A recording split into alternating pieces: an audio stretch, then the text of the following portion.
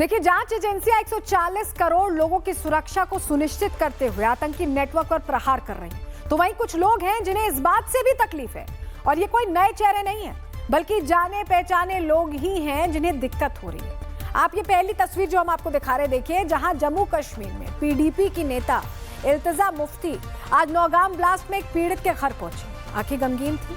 उन्होंने सवाल भी उठाए कि घाटी सुरक्षित क्यों नहीं है, लेकिन इल्तिजा के सवाल का जवाब क्या हो सकता है, वो खुद उनकी मां महबूबा मुफ्ती ने दे दिया।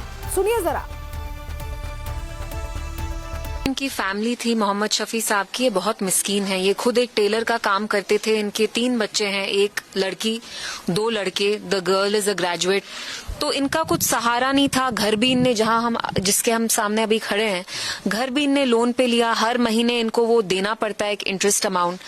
तो एट दिस पॉइंट ये भी कह रहे हैं कि ये पुलिस के लिए काम नहीं करते थे मोहम्मद शफी। दुनिया को बोला कश्मीर में सब ठीक हो गया, मगर अब देखिए कश्मीर का मुसीबत जो हमारी थी वो परसों रेड फोर्ट लाल किले के सामने बोल पड़ी। आपने वादा किया था कि आप जम्मू कश्मीर को सेफ बनाओगे, मगर आपने यहाँ की सेफ्टी तो दूर की बात है, आपने तो दिल्ली को भी अनसेफ कर दिया।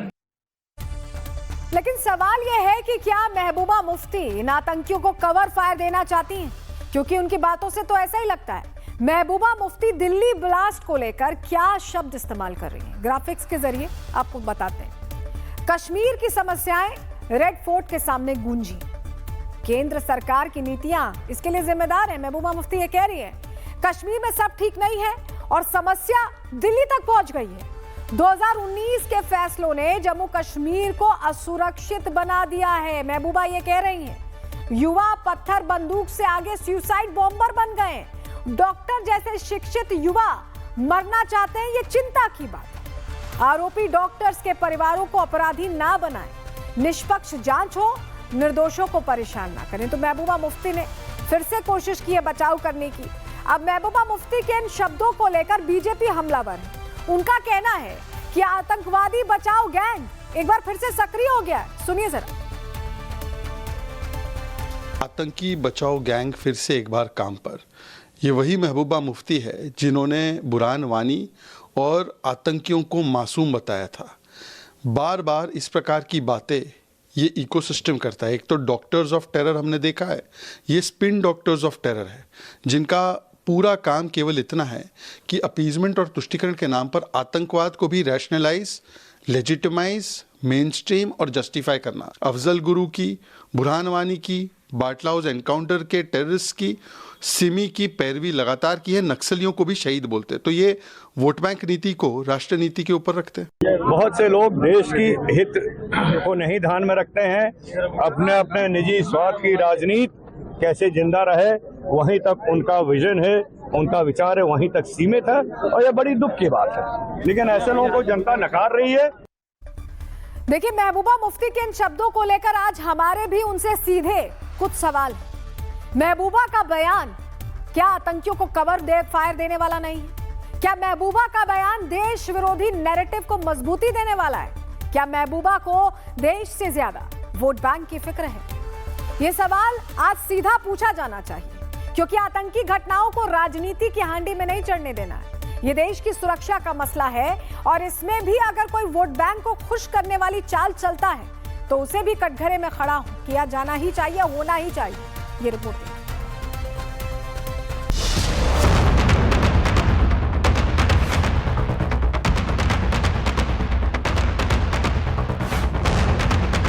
राजधानी दिल्ली में लाल किले के पास 10 नवंबर को हुए आतंकी हमले से पूरा देश स्तब्ध है। इस हमले में 12 लोगों की मौत हुई और कई लोग घायल हैं। इस टेरर मॉड्यूल को लेकर सुरक्षा एजेंसियां एक्टिव मोड पर हैं और हर एंगल से जांच कर रही हैं। संदिग्धों से पूछताछ कर रही हैं, जगह जगह छापेमारी अभियान चला रही हैं, पकड़े गए आतंकियों से सच उगलवा रही हैं। विपक्षी दलों ने इस दुर्भाग्यपूर्ण घटना पर तुच्छ राजनीति शुरू कर दी है। बीजेपी से कहना चाहती हूँ, अगर आप में से किसी लीडर के दिल में दर्द है इस मुल्क का, क्योंकि खाली जब जम्मू कश्मीर में नौजवान पढ़ा लिखा डॉक्टर अपने ऊपर आरडीएक्स बांध के अपनी जान उड़ाएगा, उसके साथ कई लोगों को उड़ाएगा, तो मुल्क में तो कोई सेफ्टी नहीं है। तो सुना आपने किस तरह विरोधियों ने इस दुर्भाग्यपूर्ण त्रासदी पर भी सियासत का रंग मलना शुरू कर दिया। जहां पीड़ित परिवार के लिए संवेदना की जरूरत थी, वहां बयानबाजी और आरोपों की राजनीति तेज हो गई। जब भी कोई चुनाव होता है उस समय क्यों घटना घटती है, ये हमारा भी प्रश्न है। जब भी आपने देखा होगा फलमामा के समय, उस समय भी इलेक्शन हो रहे थे, पहले आम का हुआ तब भी इलेक्शनों की बात हो रही थी, और अभी जो है आज वोटिंग होना है कल, और उससे पहले ये ब्लास्ट हो रहा है। उनके बारे में मुझसे ना पूछा जाए तो ज्यादा अच्छा रहेगा, क्योंकि उनके बारे में मुझे बोलना ज्यादा ठीक लगता नहीं है। भगवान सद्बुद्धि तो दे ऐसे मंत्री को, और उसके बावजूद भी वो ऐसे लोग मंत्रिमंडल में रखे गए हैं जिन्हें मालूम नहीं है बोलना क्या है, क्या वो बोल रहे हैं। इस आतंकी हमले के बाद पीएम मोदी ने साफ किया कि दोषियों को बख्शा नहीं जाएगा, सभी दोषियों को न्याय के कटघरे में लाया जाएगा। हमारी एजेंसियां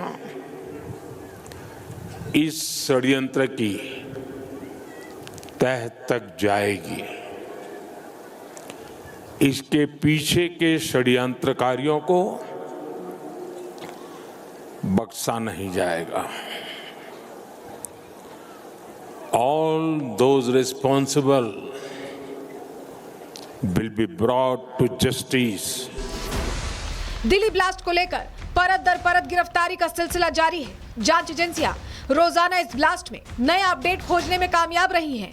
इस मामले में अब तक 15,000 कश्मीरियों को हिरासत में लिया गया है, जिनसे पूछताछ की जा रही है। टेरर मॉड्यूल को लेकर हर एंगल से जांच की जा रही है। दिल्ली में हुए आतंकी हमले के बाद जनता का खून खौल रहा है। जनता आतंक की कमर तोड़ने की बात कर रही है। लोग पाकिस्तान के खिलाफ नारेबाजी कर रहे हैं। इतने बड़े दर्द के बीच महबूबा जैसे कुछ ऐसे चेहरे हैं जो सियासत चमकाने के लिए लोगों को बांटने की कोशिश में लगे हैं। Bureau report, Republic Bharat. और इस बीच बड़ी खबर आ रही है, जहां आरएसएस पर कांग्रेस नेता हुसैन दलवाई ने विवादित बयान दे दिया है। आरएसएस की लाठी हिंसा का सिंबल है। हुसैन दलवाई ने यह कह दिया है उनके कंधे पर लाठी होती है जो हिंसा का सिंबल है। मुफ्ती जी जो बोले हैं वो बिल्कुल बराबर है। कहाँ न कहाँ कश्मीर में जो अन्याय हो रहा है, जानबूझ के उनके ऊपर हमेशा उनके ऊपर अन्याय करती रही है। वहाँ के नौजवानों को मारने का काम होता है, क्या क्या होता है, इसका एक काम ये। और 307 महबूबा मुफ्ती और हुसैन दलवाई जैसी विचारधारा के लोगों के लिए आज सेना प्रमुख जनरल उपेंद्र द्विवेदी का भी एक जवाब आया है, जहां उन्होंने साफ साफ क्लियर कर दिया है कि ऑपरेशन सिंदूर तो सिर्फ ट्रेलर था, असली पिक्चर अभी बाकी है। तो ये कहना चाहूंगा कि मूवी शुरू भी नहीं हुई थी, सिर्फ एक ट्रेलर दिखाया गया था, और ट्रेलर के बाद 88 घंटे में वो ट्रेलर खत्म हो गया था। तो आगे आने वाले हालात कैसे होंगे, ये इसके बारे में हम पूरी तैयारी करके बैठे हुए हैं। और अगर कोई ऐसा हमें मौका देता है पाकिस्तान, तो हम उसको भरपूर एक शिक्षा प्रदान करना चाहेंगे उसको कि कैसे एक जिम्मेवार नेशन को अपने पड़ोसियों से बिहेव करना चाहिए।